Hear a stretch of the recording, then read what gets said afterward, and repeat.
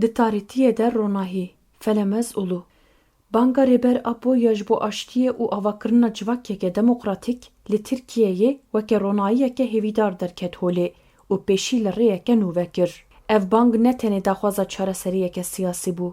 Mîna toveke bi hêz bû ku di dilê civakê de xewnên demokrasî û edaleta civakî çand. Ev pêvajo bi wateya xwe ya kur wekî gaveke dîrokî ya ji bo nûkirin û zindîkirina nirxên demokratîk hat binavkirin. Bi vê banga birûmet, gelek kesayet, sazî û tevgerên cîhanî ji xelatkirên Nobelê bigire heta rêxistinên mafên mirovan bi coşeke mezin piştgirî dane vê xebatê. Ev yek nîşana vê yekê ku daxwaza aştiyê û edaletê sînoran nas nake û di dilê her mirovê azadîxwaz de cih digire.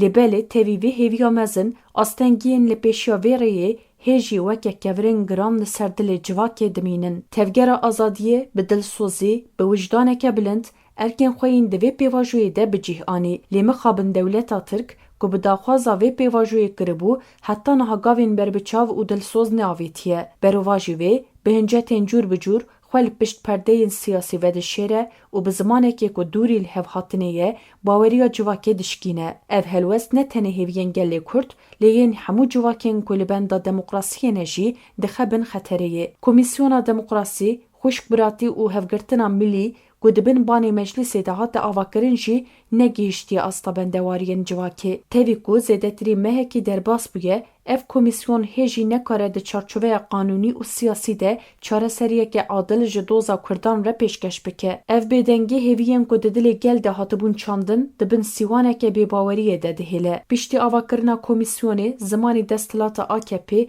bi awayeke berbiçav guherî. Li şûna zimanekê ku hemû reng û cudayiyên civakê bihewîne, zimanekê dijberî û dabeşker tê bikar anîn. Ev helwest ne tenê baweriya bi pêvajoyê qels dike, di heman demê de di navbera aliyên cihê de jî bê aramiyê diafirîne. Wekî din êrişên li dijî Rojava û nirxên gelê Kurd roj bi roj zêde dibin. Gorên gerîlayan ku ji aliyê civakê ve wekî sembola berxwedanê têne dîtin, têne rûxandin. Xwezaya Kurdistanê bi hincetên cuda tên talankirin. Dewlemendiyên wê yên sererd û binerd ji bo berjewendiyên şîrketên nêzî desthilatê ne têne bikar anîn. Li bajarên Tirkiyeyê êrişên nijadperestî û nefretê li dijî civaka Kurd zêde dibin. Ziman û hebûna Kurdan dibin zextên asîmlasyonê de tên qedexekirin. Ev hemû ne tenê êrişên li dijî gelê Kurdin.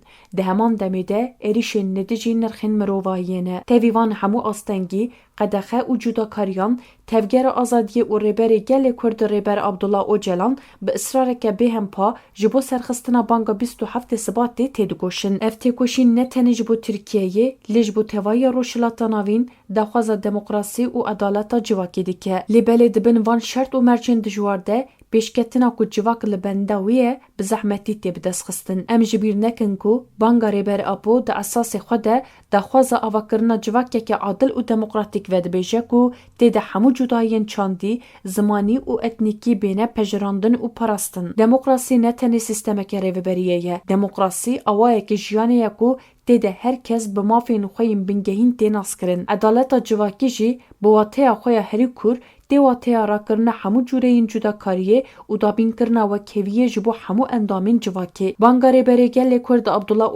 di vê çarçoveyê de weke ronahiyeke rêber tê dîtin. Lêbelê astengiyên ku ji aliyê desthilata dewletê ve têne derxistin, nîşan didin ku rêya demokrasiyê nehêsan e. Zimanê dijberiyê, êrişên li ser nirxên çandî û xwezayî û polîtikayên asîmlasyonê hemû dijberî ruhê demokrasiyê ne. Ji bo ku ev pêvajo bi ser bikeve, divê dewlet bi awayeke eşkere û dilsoz nêzîkatiyên xwe biguherîne. Divê gavên berbiçav bavêje û di çarçoveya qanûnî de çareseriyên adil pêşkeş bike. Di encam de em dikarin bêjin Banga aştiyê û civaka demokratîk a Rêber Apo wekî çirûskeke hêvîdar ku dikare di nav tarîtiyê de ronahiyê belav bike. Lêbelê ji bo ku ev çirûsk bibe agirê ku hemû civakê germ û ronî dike, divê hemû alî bi berpirsiyariyê tev bigerin. PKK bi biryarên kongreya xwe ya 12 û bi merasîma 11 tîrmehê nîşan da ku ew amade ye ji bo vê armancê bixebite. Niha dor li ser desthilata dewletê ye ku bi gavên berbiçav û dilsoz